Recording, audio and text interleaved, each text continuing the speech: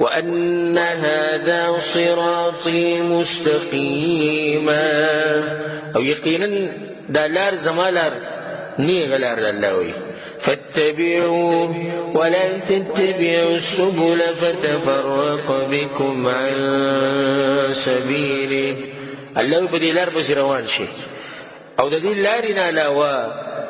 باقي چې کوم ډېرې لارې دي په هغه لارو به نه ځئ فتفرق بكم عن سبيله نو تاسو به د دې نیغې لارې نه واړئ دا یو عظیم وصیت دی د رب العالمین چې دا لس وصیتونه یې ختم کړي دي د لسو وصیتونو اختتامي وصیت هغه دا دی چې کومه لار چې د الله لار ده دغه نیغه لار ده په دې به ځئ او د دې نه علاوه چې څومره لارې دي هغه به پرېږدئ او د الله لار هغه د قرآن او حدیث لار ده مونږ په هر رکعت کې رب العالمین ته دا وایو اهدنا الصراط المستقیم الا مونږ ته وښایه نیغه لار دا نیغه لار دا د دې قرآن او حدیث لار ده بله لار نشته جنت ته ګوره صرف یوه لار ځي هغه کومه لار ده هغه د قرآن او د حدیث لار ده هغه د تاویل و ماویلو لار نه ده او هغه د پلاني صاحب او د پلاني صاحب لار نه ده ګورې هغه د پلاني مولوي صاحب او د پلاني امام صاحب د دغوی لار نه ده دغه لار د قرآن او حدیث لار ده په دې لار باندې چې موږ څو پورې نه یو تلي هغه وخت پورې موږ ته جنت نشي میلاودی دا خبره سره ولیکئ وان هذا صراطي مستقیم یقینا دا زما لار الله وی زما لار نو دا الله لار دا نه ده چې ته په یو فرقې پسې روان یې ځان له دې فرقه جوړه کړې ده هغې له دې جنډه جوړه کړې ده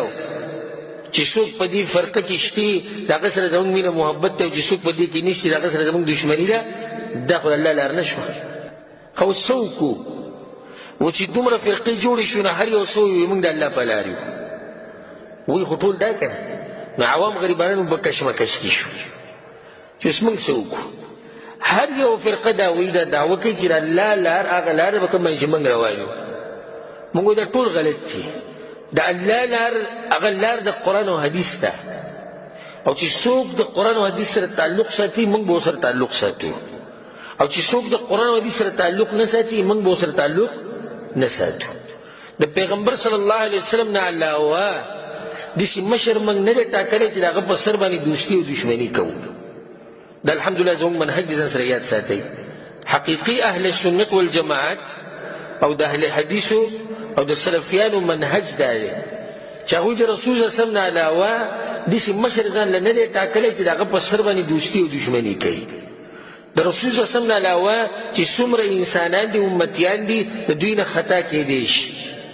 په خطا کې موږ ملګري نه یو او په صحیح خبره کې موږ ملګري دا څومره ښکلی منهج دی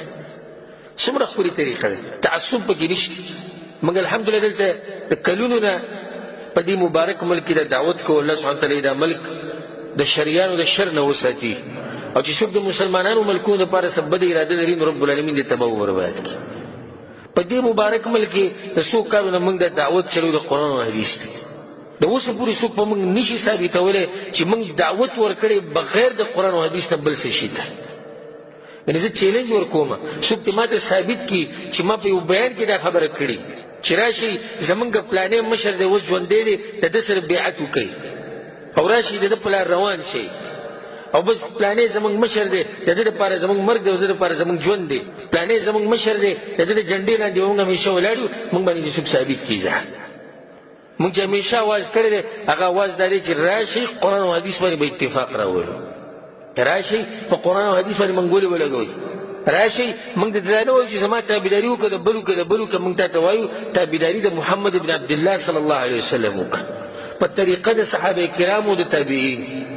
زموږ منهج دا دی راشئ د څلور امامانو مذهب وګورئ د هغوی منهج وګورئ د هغوی منهج هم دا و د هغوی منهج هم دا و هغوی چېرته چاته دا نه دي ویلي چې په ما پسې مضبوط روان شه او چې زما نه علاوه څوک د هغوی سره دشمنیانې کوه دا خبره هغوی چېرته هم نه ده کړې نه یې څوک ثابتولی شي په چیلنج سره دا خبره کوو بلکې هر ځای کې دغه امامانو الله سبحانه تعالی دغه ټول وبخي او الله دې سره زموږ ملاقات په جنت کې نصیب کړي هغه ټولو دا خبره کړې ده چې په کوم ځای کې تاسو قرآن او حدیث ملایږي په هغې باندې عمل کوئ امام شافعي رحمه الله یو پیر یو حدیث وي نو هغه شاګرد ورته وایي دا حدیث څنګه دی او ورته صحیح حدیث وایي جي ستاسو مذهب کې شتي ده دا څومره قمقلتیا سوال یې کړی داسې سوال نو د هغه مخ ته کشور شو وی ارایت فی وسط زنارا تا وی زما په ملا باندې هغه پټه ولیده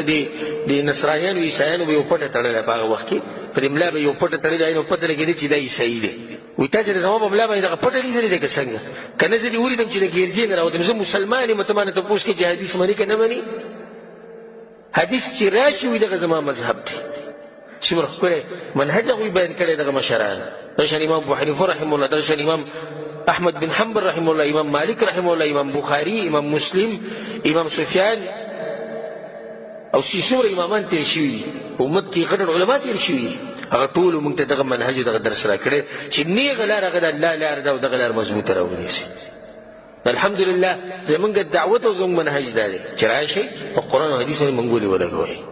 قرآن او حدیث ومنو په پوهه د صحابه کرامو د تابعینو چې څنګه په هغوی پوه شوي دغه شان به موږ پوه یو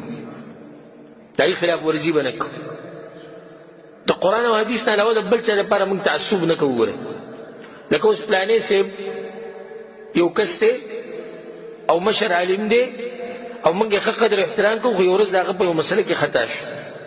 نو موږ ته د قرآن او حدیث ته د پلاني صاحب نه ډېر ګران دي داسې ده که نه ده تاسو ما دې کې اتفاق کوئ که نه دغه پلانې صاحب زموږ د سر تاج او په موږ باندې د بر اسمان دی خو دومره ده چې د هغه نه زیات قدر موږ د قرآن او حدیث کوو نو موږ به ښه په ادب او احترام سره ووایو چې نه جي هغه ډېر ښه سړی دی او ډېر ښه انسان دی خو دې مسلې کې لږ ښویېدلی دی ځکه چې انسان دی انسان کمزور دی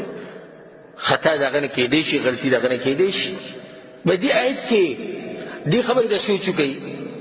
الله وی لار زما لار د هغې لاره فاتبعوه په دې پسې روان شي ولا تتبعوا السبل او د دې نه علاوه چې څومره ډېرې لارې دي په هغې پسې به نه ځئ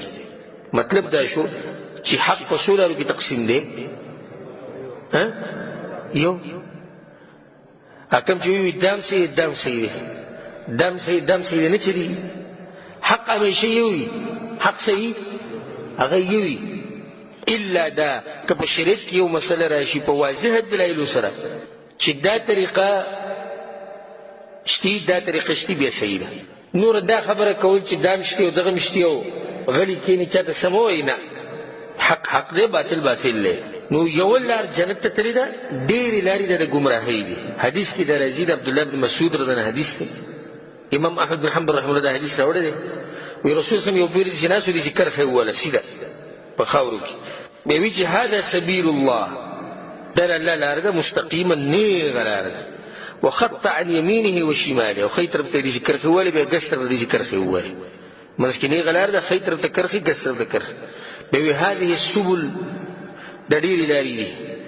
ليس منها سبیل الا علیه شیطان یدعو الیه په دې کې په هر لار باندې یو شیطان ولاړ دی او دې طرف ته دعوت ورکوي خو تاسو به دې لارو له نه ورځئ سیده به دې سیده نو مطلب دا شو چې د قرآن او حدیث نه معمولي اخوا دې خوا کېږي نو بلې لارې ته به اوړي دا هغه وصیت دی چې الله سبحانه تعالی به دغه لس وصیتونه ختم کړي